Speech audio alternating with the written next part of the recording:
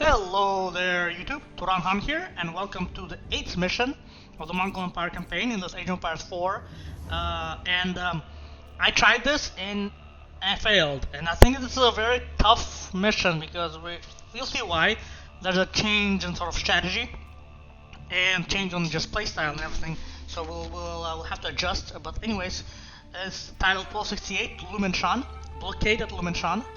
The song's unwavering defense of their fortress forced the Mongols to switch strategies from assault to starvation. So without further ado, let's begin. The Twin Cities did not yield. The Mongols would need a new tactic to breach the Great Song Fortress. Rather than another costly head-on assault, they planned to cut off the cities by blocking the critical supply route at Lumen Shan.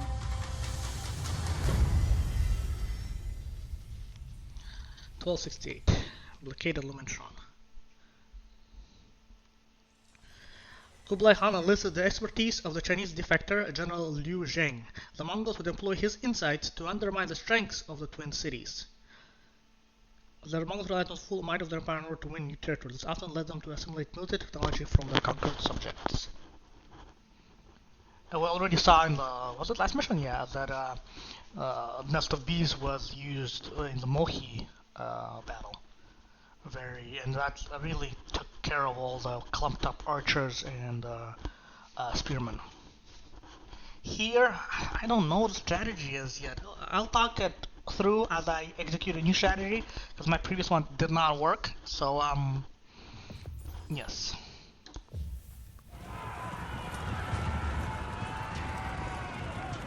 The Song defector, General Liu Zheng, advised Kublai Khan that the best strategy to take Shenyang was to construct a blockade, completely cutting it off.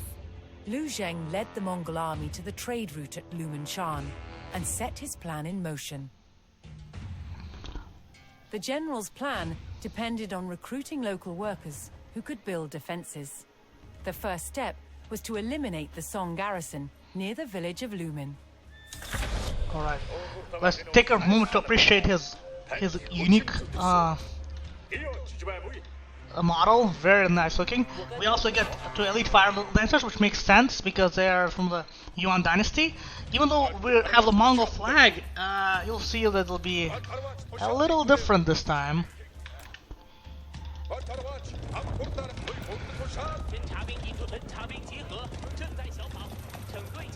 Yeah, you.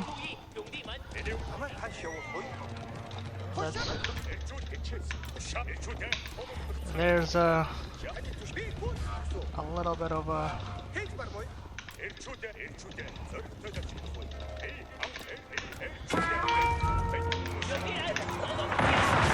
See, they destroy upon contact very well.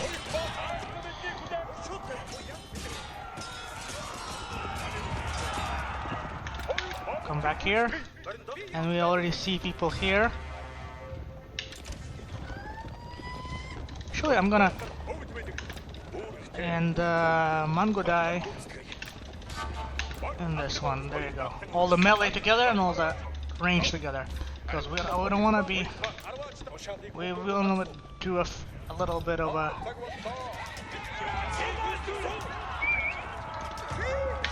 Yeah, see, they go back to their original location. So here you could just kite them back and forth like this and take no casualties. To not lose any more lancers or fire lancers.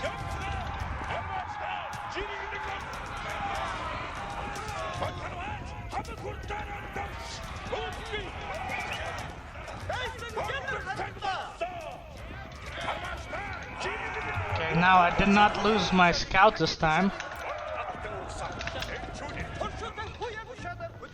Let's see if we can get through here now. Oh.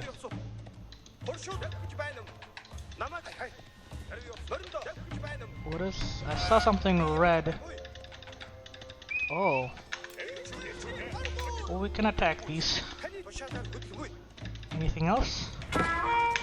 Yeah, here's fine. It's just because of archers actually do a lot of damage. Well, considerable damage.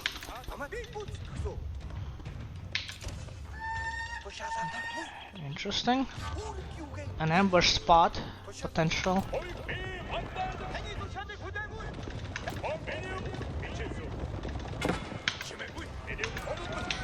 You attack, come together.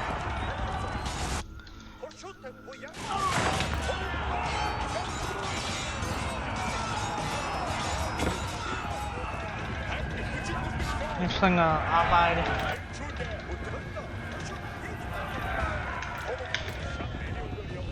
Yeah, we lost one soldier there.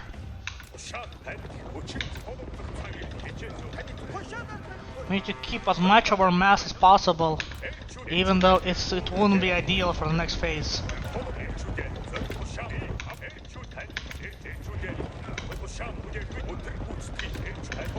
There's friendly outposts.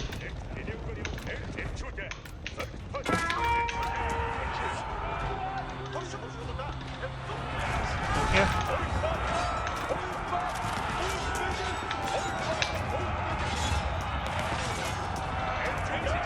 Attack this.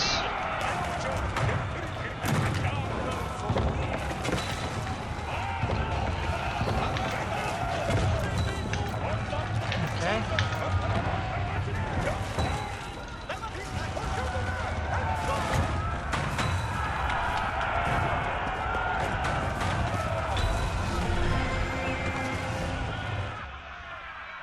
So see, this is the difference.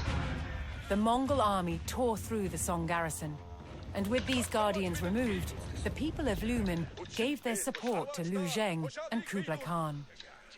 Controlling Lumen allowed Lu Zheng to employ Chinese tactics and equipment, including the construction of stone walls. He ordered the people to build walls to block the roads north, cutting off Xiangyang from the rest of the Song. Kind of, what I'm trying to do is I'm trying to break rather evenly as much as we can. One guy will get, one guy here.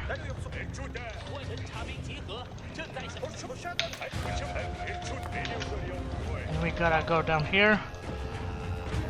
If it's not timed, I think it might be even better to not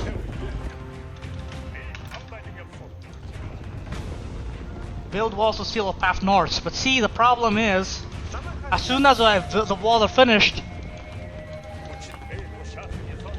so we might wanna build up our forces first. And here, it's basically like a tower defense. I blocked here, but then they kept coming and they broke through, and then I couldn't do much. These, what's it called? Bridges are easier to hold, but then they still can go this way. Reported that the village of Bohekou, located to the west, would also welcome Lu Zheng's arrival. If the general could get forces to Bohekou, it would add both an economic and military boost to his blockade.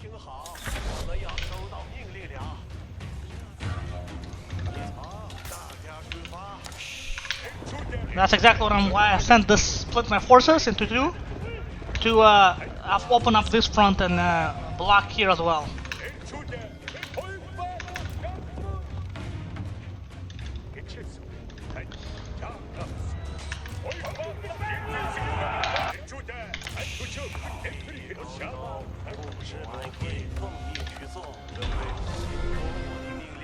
Now we got Bosheku here. He has a stone miners, so Bohekou not only welcomed Lu Zheng's men, but members of the local militia even defected to the Mongol cause.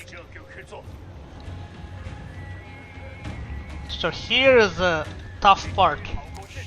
There are no nice, what's it called, place to kind of protect. There's this hill, but they would go up this hill. They actually can go up from here. So this one is the worst one to defend. But because there's no timer, this is the timer, there's a clock. I think I wanna try to kind of cheese it a bit, build my econ as much as I can. There's stone over here as well.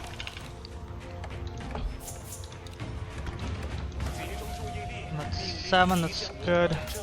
I've got some farmers also here as well.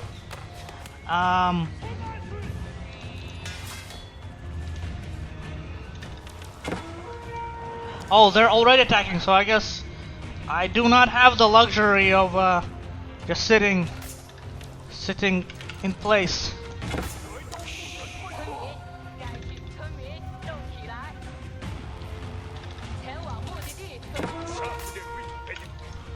Here too, I think I'll need to start walling immediately, I think.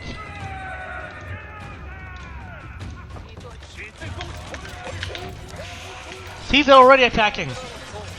That's what I'm talking about. They're just immediate attacks immediately.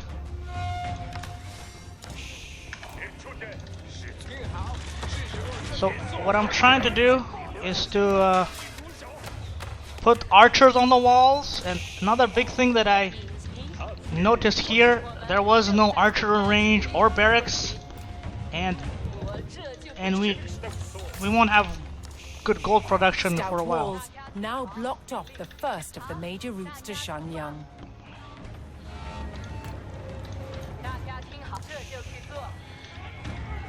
Come on, it's kind of hard to click it.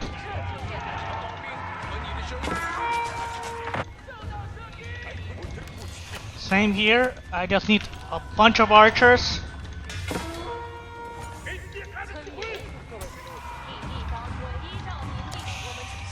Come on, let's go. So this army is gonna soon falter.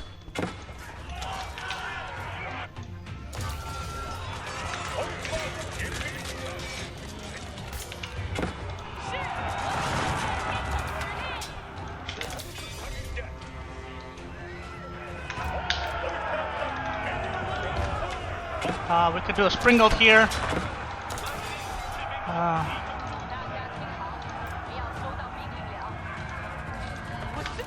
What I'm gonna try to do here is multiple. Okay, this will be a bit. Vision was complete. The Mongols' tough great here. blockade now cut off the Song cities. However, the Song commanders would not leave Shanyang to stand alone, and sent forces to break through the Mongol barrier. See, that's what I was afraid of. Maybe again I did it too early.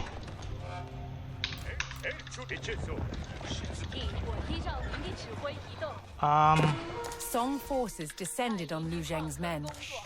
The general needed to defend what he had taken from his former masters. Don't build or repair. See, they destroy it so fast. You put on the walls.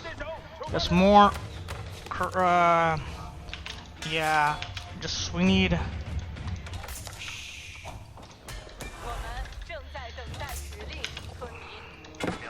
Actually, you build up here.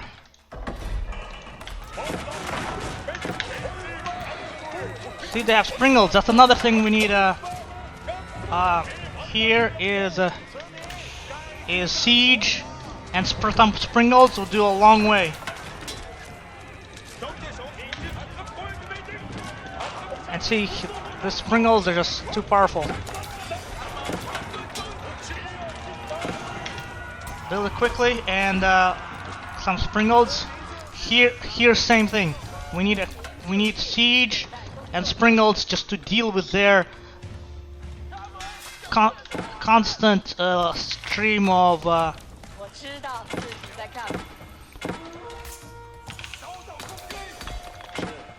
Who's not working? I have these guys. See, they have these. So I need to keep these guys just behind the wall and keep continuously repairing.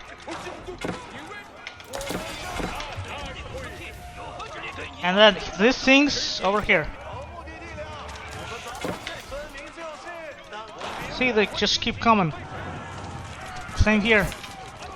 We need to keep repairing this. Springled here.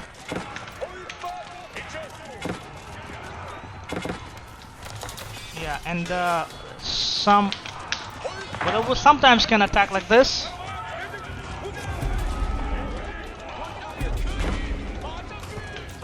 Oh, why did my leader go out there? Another thing we could use is a nest of bees. Okay, one nest of bees here, one nest of bees here. Build another one here too.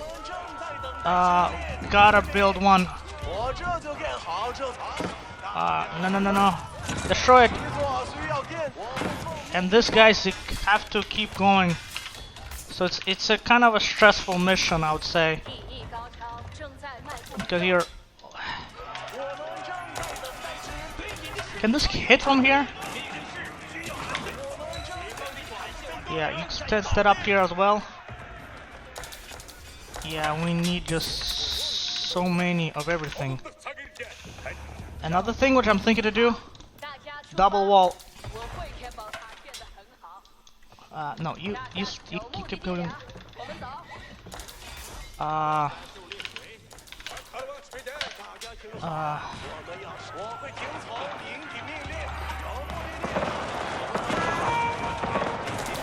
We need some crossbowmen. I have no gold, no food. Food is the problem. Okay.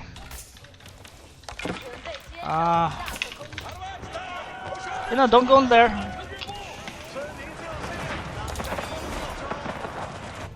Do we have one nest of bees? We need another nest of bees, maybe. Nest of bees defense.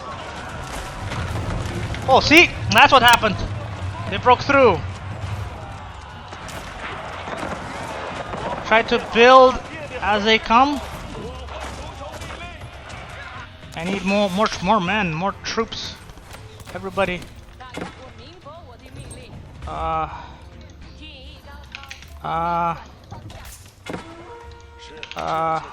Man, this is crazy. So see, this way, this one is fine, but here we're losing.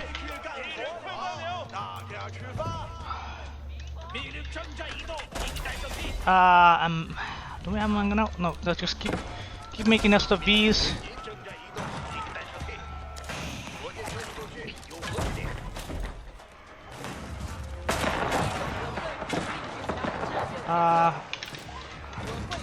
Got this. Get more food.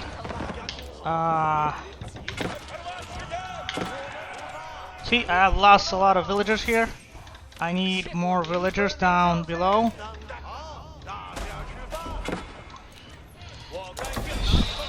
More archers. And now I'm kind of alone on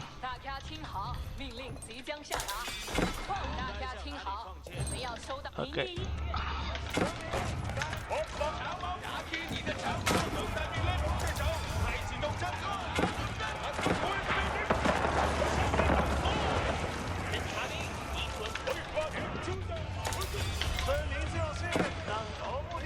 Okay.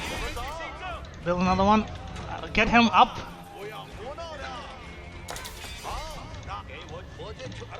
Get him up and then build another wall. Go back, go back.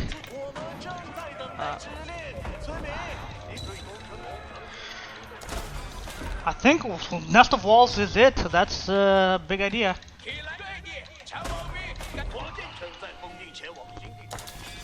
Okay. Can we get more? And get this forest. Who's not working? Build this. So see. Okay. Here.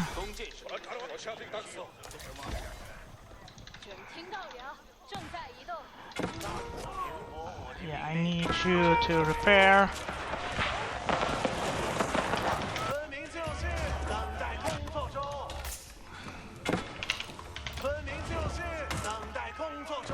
Where's this guy? Make it faster.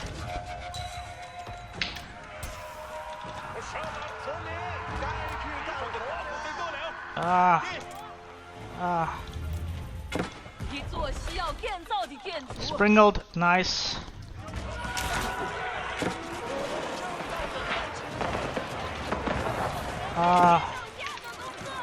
Yes, build up this.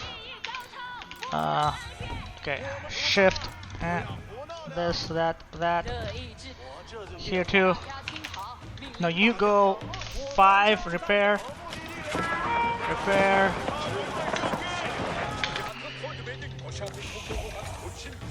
Okay, you get on these walls.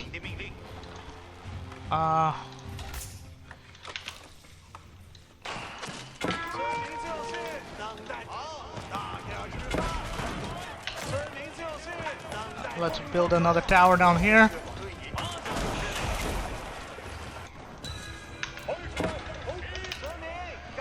Okay.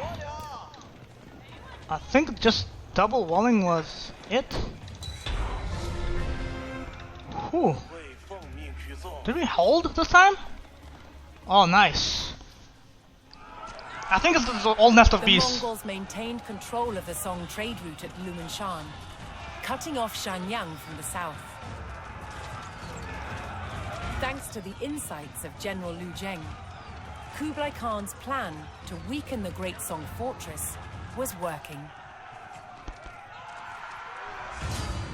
Alright.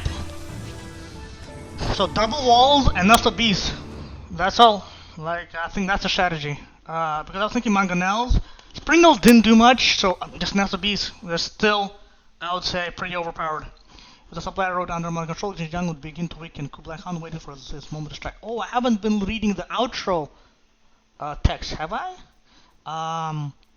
Let's see the Silk Road from from history. In 1227, Genghis Khan had died attempting to maintain control over the most critical trade route in the known world, the Silk Road. A vast route connecting China to the Mediterranean. Whoever controlled the Silk Road had power over the world's economy. Exotic fabrics, metals, medicines, and animal products flowed east and west, as did the traditions and expertise of the peoples under the empire. Civilizations mingled and prospered. At the height of Mongol power, the Silk Road became an information highway. Its rapid postal system delivered messages and military intelligence across the continent. But as the empire began to fracture, so too did its control over the Silk Road. This vital corridor would continue to be contested for generations to come. And I would argue it was a part of the great game why Afghanistan, Central Asia is still such an important part, why all empires fought there, and graveyard of empires in Afghanistan, because part of the Silk Road went through Afghanistan. Of course, you can go northern and more southern, but that's another reason. Another reason, my introduction to like techno music came from the Silk Road TV. It was a Japanese TV, but it was translated into Kazakh and Russian. And who was there was a very famous techno, not DJ but composer. Oh man, slipped my tongue. But when I come back to it, but he did some very, I would say, almost timeless. Captured the sort of the spirit of the steppe, of the Caravanserai, of the Silk Road experience. And basically the whole premise of that TV show, it was, even though it was Japanese, it was saying how much Silk Road affected Japanese development and how much Japan owes to the Silk Road and its and the Mongol Empire and the Yuan dynasty, in the sense that it established and connected those parts. Another sort of interesting part about the Silk Road, where it ends near the sort of Mediterranean or Black Sea region. The first time the Mongols under Jebe and Subutai reached the Black Sea region, the Venetians actually reached out to them first, made an alliance, but the alliance was this: Venetians would give discount rates and so on, but but the Mongols in turn had to destroy any other European colonies there, and the other colonies there was Genoese. There was Genoese sort of colonies around Azov, around Montrega, I think, and Kaffa. So yeah, those towns were destroyed, but they were sort of destroyed in alliance with Venice. So that was an interesting sort of already European politics playing a part. Anyways, let's see this Mongol heavy cavalry. I think this was This was released. I did see this before on YouTube, but maybe it's longer here. Let's, without further ado, let's see.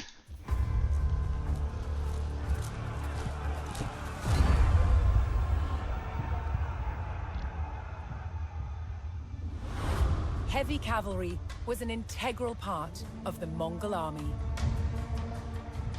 By definition, they were fully armored. Heavy cavalrymen were troops who went into the thick of the fighting. Mongol heavy cavalry had steel helmets, but they also had this very distinctive form of armor here, known as lamina, made of steel, rawhide, and even leather. Now, in this example, you can see how the individual scales have been laced together, often with doe skin. Rows of lamellae, which in turn was then sewn into fabric or leather backing. Lamina armor is wonderfully robust. It's flexible, relatively lightweight, and easy to repair. The Mongol heavy cavalryman, in his characteristic lamellar armor, was the hammer in the Mongol war machine. All Mongols, both heavy and light cavalry, were capable horse archers. However, for the heavy cavalry, shock troops that rode into and smashed the enemy, the bow was of secondary importance. Their principal weapon of first contact was the lance. Using the momentum of the horse, the lance was mostly used point first to strike and pierce a foe. It could be used with great precision. Strikes with the point were effective, but the Mongol lance had an additional feature. Not only did you have the spearhead for running into and through the enemy, but you also had this hook to haul them from the saddle. It took considerable strength to pull a man from his horse. And doing so took him out of the fighting just as successfully as a head-on strike. In hand-to-hand combat, the Mongols used the sword to slice their way to victory. But they also had this, the great mace, which they used with two hands.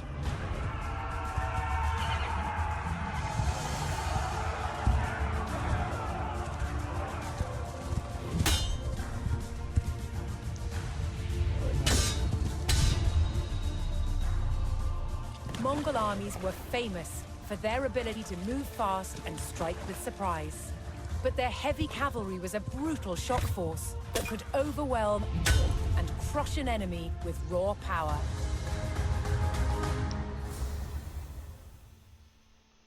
Alright, I loved everything about the video except the mace. Maybe that's a Mongol mace, but in the Kazakh mace was it was much more bulbous, big it was heavier, it was shorter, and it was made more for shock, not for reach. But the rest is spot on. And actually, did you notice in the video there was on the left side the helmet was actually more of a human kipchak with a full face sort of covering. And yeah, that's an interesting. Yeah, I like that they showed that it wasn't all just light cavalry. The Twin Cities did not. Okay, yield. that's just to check that we've seen this. Okay. Then that's it, over and out. We'll see you in the next final 9th mission. This is the 8th mission of the Mongol Empire campaign in Age of Empires 4. Over and out. Take care.